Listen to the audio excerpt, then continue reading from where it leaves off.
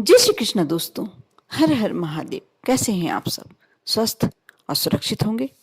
दोस्तों, आज जो मैं उपाय बताने जा रही हूँ, कैसी भी समस्या, कैसी भी परेशानी, कोई भी दुख, यदि आपका मान सम्मान कम हो रहा है, आपको जो यथोचित मान सम्मान चाहिए नहीं मिल पा रहा, घर में क्लेश हो, तनाव हो, लक्ष्मी की कृपा कम होती जा रही है, कारोबार में मंदी चल रही है, या और कोई समस्या, नौकरी संबंधी समस्या, बॉस आपको परेशान कर रहे हैं, यदि ऐसी कोई भी समस्या है, रविवार के दिन आप सूर्यास्त के समय यदि ये उपाय कर लेते हैं, जो भी समस्याएं आपके जीवन में हैं, बीमारी संबंधी समस्या भी होगी तो जीवन से दूर चली जाएगी। बहुत ही छोटी सी समस्या है, क्योंकि आप सभी जानते हैं रविवार का दिन बहुत ही इन उपायों के लिए बहुत ही अचूक माना जाता है।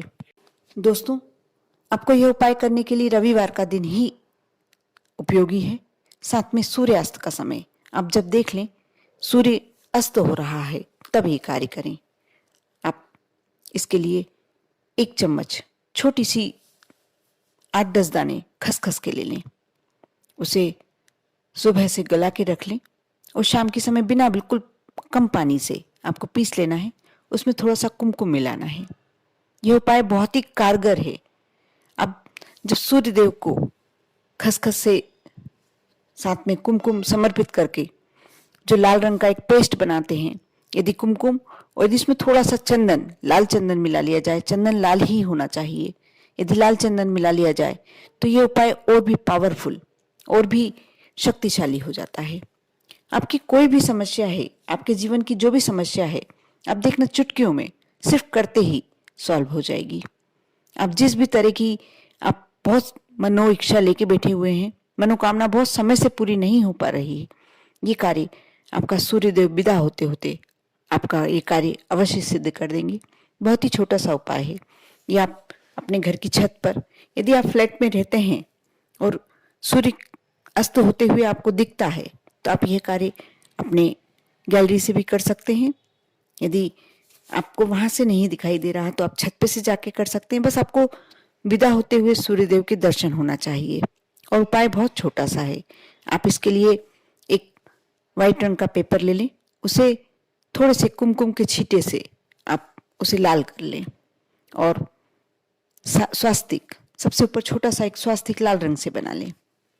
अब जब आपने जो पेस्ट बनाया है, थोड़ा सा खसखस के दाने, थोड़े से कुमकुम और यदि आपको लाल चंदन मिल जाए तो लाल चंदन, इन तीनों सामग्री को मिला के आप छोटा सा थोड़ा सा पेस्ट बना लें। जो भी आपकी समस्या है, आप माचिस की तीली से या अनामिका उंगली से किसी से भी लिख सकते हैं। बस थोड़ा सा लिखा जाए, अक्षर बन जाए, इतना आपको बहुत ही जरूरी रहेगा। आप ये सारे कार्य आपको सूर्यदेव के विदा होते हुए सूर्यदेव के समक्ष करना है। आप वहां बैठकर अपने मन की इच्छा, आपको इच्छा ऐसा नहीं करना है कि मेरा ये काम हो जाए। आपको, जैसे आप शत्रुओं से परेशान हैं तो आपको लिखना है मेरे जिंदगी से ये शत्रु चला जाए। यदि आपको यह लिखना है कि लक्ष्मी की प्राप्ति के लिए लिखना है तो मेरे जीवन से दरिद्रता चली जाए। यानी आपको विदा होने वाला, आप सूर्योदय को विदा होते समय ये कार्य कर रहे हैं तो आपको इस तरीके से लिखना है।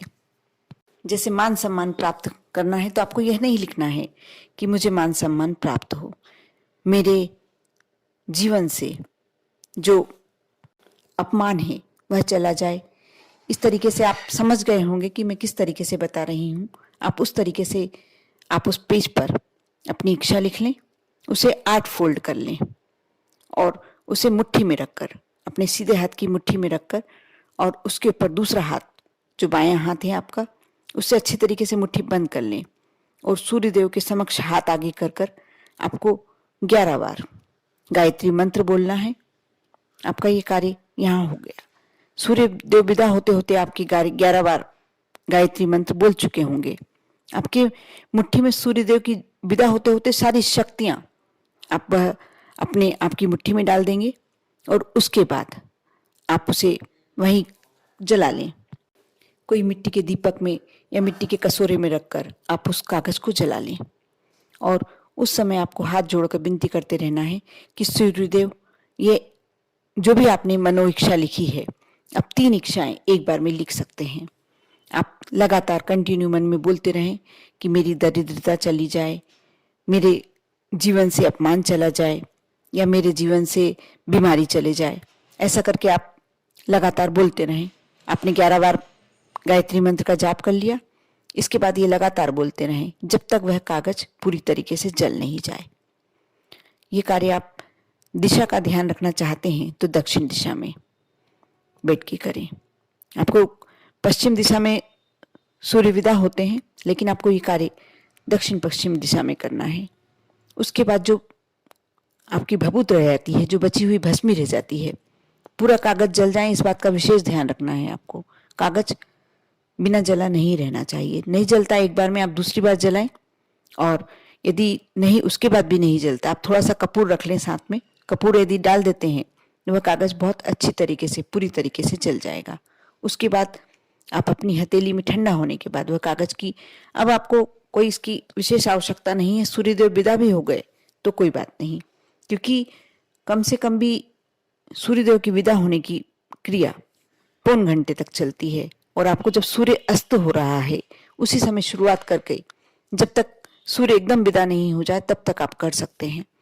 आपको जो भस्मी बची है, जो राख बची है थोड़ी सी, आप उसे ठंडी होने के बाद छू के देखें हल्के हल्के। जब वो ठंडी हो जाए तब उसे हथेली में ले लें, और विदा होते होते, सूर्यदेव को विदा होते होते, और आप वह राख उस दिशा में, जिस दिशा में सूर्य जा रहे हैं, पश्चिम दिशा में, उस तरफ फेंक दें।